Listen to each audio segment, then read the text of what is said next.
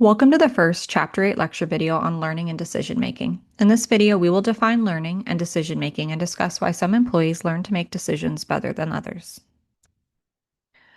Learning reflects relatively permanent and largely repeated changes in an employee's KSAs that result from experience that is either direct or vicarious. Learning is direct when the employee themselves are engaged in the experiential learning, whereas learning is vicarious when it is acquired via social observation or facilitation, like the idea of social learning we discussed in Chapter 6. The relationship between learning and decision making is simple. Learning helps make the decision making process more efficient, as well as our decisions more informed. The more KSAs you have acquired via learning, the more likely you are to make accurate and logical decisions. And decision making refers to the process of generating, considering, and choosing from a set of alternatives when a problem arises. In decision making, the problem is any discrepancy between a current state and some desired future state. And problems are highly subjective, such that what one person perceives as a problem, another may perceive as an advantage. Ideally, the decision making process should be objective. However, the problems we perceive and the alternative choices we discover are highly subjective, making the decision making process subjective as well. Historically, practitioners believe that intelligence and other innate factors explain the difference between novices and experts. However, research shows that these differences are a function of learning more than IQ or dispositions. Although learning cannot be directly seen or observed, we can tell when people have learned by observing changes in their behaviors. Although it is sometimes easy for employees to mimic a behavior once or twice or get lucky with a few key decisions, true learning only occurs when changes in behavior become relatively permanent and are repeated over time. Employees learn two basic types of information. First is explicit knowledge, which is knowledge that is well documented and easily transferred and communicated between people. It is the information companies teach at training sessions and seminars. This is the knowledge that can be explicitly written down in a training manual. Explicit knowledge includes general information that is context independent, meaning that the knowledge could be applied to other contexts and situations. It can also be easily transferred via writing, like in textbooks or manuals, or can be transferred via verbal communication. And this makes it easy to codify, share, and reproduce. Now, tacit knowledge, on the other hand, is knowledge that is based on personal experience. Some examples of tacit knowledge include job specific linguistics, intuition, or insight. And tacit knowledge is highly experiential and context specific, meaning the knowledge often cannot be transferred to other organizations or contexts. It is almost impossible to articulate to others, meaning it's difficult to codify and communicate. And research argues that 90% of the knowledge contained in organizations occurs in that tacit form. So, how do we learn these types of knowledge? The most common way employees learn is through reinforcement, observation, and experience. Recall these concepts are covered at a pretty basic level in the Chapter 6 lecture video. Reinforcement comes in two forms: operant conditioning and then classical conditioning. Recall, operant conditioning links positive or negative reinforcement and punishment to behavior. Positive reinforcement arises when a favorable stimulus is added in the hopes of increasing or maintaining desirable behavior. For example, if you provide a bonus, the bonus is a favorable stimulus that is being added in order to increase favorable behaviors. Negative reinforcement, on the other hand, arises when an unfavorable stimulus is removed in order to increase or maintain desirable behavior. For example, if you fired a toxic manager, the toxic manager is an unfavorable stimulus that is being removed in order to increase those favorable behaviors. Now, positive punishment occurs when an unfavorable stimulus is added in order to decrease undesirable behavior. For example, screaming at your employees. The screaming is an unfavorable stimulus that is being added in order to decrease undesirable behavior. And lastly, negative punishment occurs when a favorable stimulus is removed in order to decrease undesirable behaviors. For example, taking away employees' annual bonuses. The annual bonus is a favorable stimulus that is being removed in order to decrease undesirable behavior. So, to recap, the positive versus the negative refers to whether a stimulus is being added or removed, whereas reinforcement versus punishment refers to whether the goal is to increase and maintain behavior or to decrease it. Please make sure you understand this for your quiz. So if we had positive punishment, we would be adding something unfavorable in the hopes of decreasing the behavior. If we had negative reinforcement, we would be removing something unfavorable in the hopes of increasing or maintaining that behavior. And for those that are more visual learners, the top left part of the image is positive reinforcement because we are adding something positive, in this case, a treat, to reward good behavior. The bottom left picture is negative reinforcement as we are removing something negative, in this case, the collar, to reward good behavior. The top right picture is positive punishment because we are adding something negative, in this case, hitting the dog, to punish bad behavior. And the bottom right picture is negative punishment because we are removing something positive, in this case, a beloved rug, in order to punish bad behavior. Importantly, with reinforcement, the timing of rewards and punishment matters for ensuring more favorable long-term outcomes. Schedules of reinforcement can be continuous, they can be interval, or they could be ratio-based, and they can also be fixed or variable.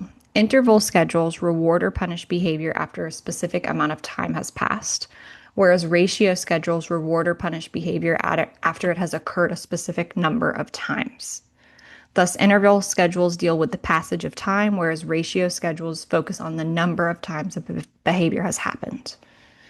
With fixed schedule, the number of times or the amount of time following the behavior is set or fixed, whereas with variable schedules, the number of times or the amount of time following the behavior is random or variable. Now let us work through a few examples. Let's say your boss walks around the office at 4 p.m. every day to check on employee progress. In this example, the timing would be fixed since the schedule is consistent every day.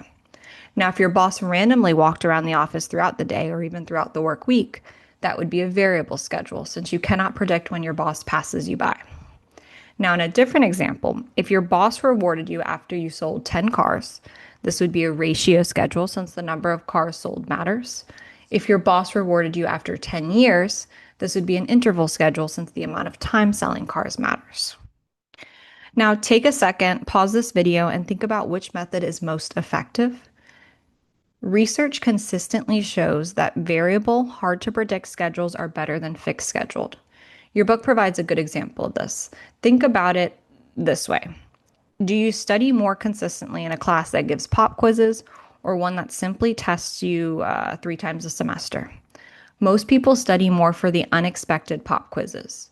Furthermore, research shows that desired behaviors tend to disappear much more quickly when reinforcement is discontinued under fixed plans. For example, let's say you're training your dog to speak on command. Every single time your dog barks, you reward him or her with a bone.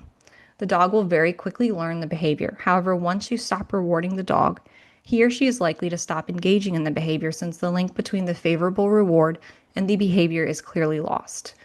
Now, if you only rewarded barking every now and then, your dog is more likely to bark long after the reward has stopped, since he or she can't be sure if it's a delay between rewards that is happening or if the reward has actually stopped. Despite the fact that variable rewards are more effective in the long run for maintaining behavior, variable schedules do not always work. For example, you cannot pay employees only on random variable schedules. Recall, classical conditioning involves linking a conditioned stimulus to a conditioned response. In Pavlov's famous experiment, he took a neutral stimulus, the ringing of a bell, and he conditioned it to be associated with receiving food. So before conditioning, Pavlov's dogs would salivate or drool when they were being fed. Every day before feeding the dogs, Pavlov rang a bell, which acted as a conditioned stimulus. After some time, the dogs began to associate the ringing bell with receiving food, and because they expected the food, they would start salivating upon hearing the bell. Thus, the conditioned stimulus, that is the ringing bell, became linked to a conditioned response, that is the salivating of dogs. Oftentimes with classical conditioning, the behaviors occur involuntarily or without a real understanding of why they happened, as the conditioning happens beyond our conscious awareness. Another simple example would be if every time you made a sale, your supervisor celebrated by screaming at the top of his or her lungs. After this happens consistently for some time, when you inform your supervisor of a sale, you automatically flinch even before your supervisor yells. In this example, the sale is a neutral stimulus, the yelling is a conditioned stimulus, and your flinching is then a conditioned response. And take a second to review the video from The Office, as this is a really good example of classical conditioning. Social learning theory also argues that people can learn through the observation of others or through direct experience. As we discussed previously in Chapter 6, social learning can only occur if the employee has attentional capabilities, meaning the learner can focus on the behavior. They also need retention capabilities such that they can remember what the behaviors are and how they were enacted. The employee must also have motor reproduction capabilities such that the learner has the appropriate skill set to mimic the behavior. And lastly, there needs to be reinforcement processes such that the learner perceives the behavior as being rewarded or punished. Assuming an employee observes the actions of others, learns what they are doing, and then repeats rewarded behaviors or avoids punished behaviors, they are engaging in behavioral modeling. Beyond learning through observation, employees can also learn from doing, known as experiential learning, and this is learning that occurs over time from hands-on experience. Now that we have discussed normal methods of learning in organizational contexts, we need to discuss how employees turn what they have learned into informed and effective decision making. One way employees turn what they have learned into informed decisions is by making programmed decisions. Programmed decisions are decisions that become somewhat automatic behavior because people's knowledge and experience allows them to recognize and identify a situation and course of action almost instantaneously. As such, previous knowledge and experience triggers a programmed response to an issue. Programmed decisions sometimes come in the form of intuition, which includes gut feelings that are emotionally charged judgments which arise quickly, unconsciously, and holistically. Intuition can be very effective to help with making decisions, but only when those making decisions have a high level of domain expertise, meaning intuition works best in context situations where you have lots and lots of experience, but that intuition isn't easily transferred to other contexts. Intuition is problematic when used in isolation. However, it is good when supplemented with prior knowledge, previous experience, and evidence.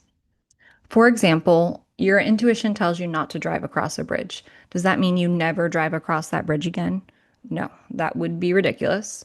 Now, what if your intuition tells you not to drive across the bridge and the local news mentions the bridge has structural issues? Then it is probably in your best interest not to drive across the bridge.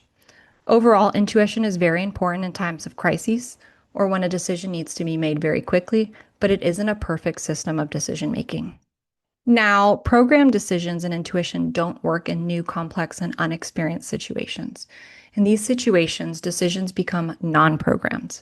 Non-programmed decisions are decisions that require thought and consideration and the weighing of pros and cons. If you think back to our discussion on the history of OB, I briefly mentioned rational decision making. Rational decision making and bounded rationality are concepts that emerged in the 1950s with the Carnegie economic approach to OB, and they reflect non-programmed decision making. The rational decision making model provides a step-by-step approach to making decisions that maximize outcomes by examining all possible alternatives. The rational decision making model describes how individuals should behave to maximize their returns or outcomes. And the rational decision making model makes several assumptions. First, it assumes that employees have all the necessary information regarding the decision and that this information is complete and considers all possible parties.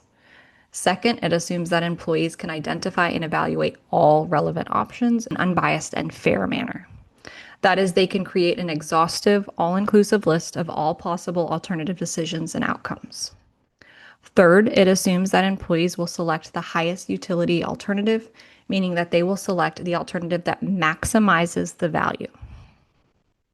And in summary, the employee would consider all possible options and their outcomes. They would pick the absolute best option that is unbiased and perfect and that maximizes returns. Now, just thinking realistically, this is impossible to do. Even computer-generated models cannot predict every possible option and outcome, let alone can people do this. That is why there exists an alternative, more realistic approach known as bounded rationality. The decision-making process cannot be completely rational because humans are bounded rationally.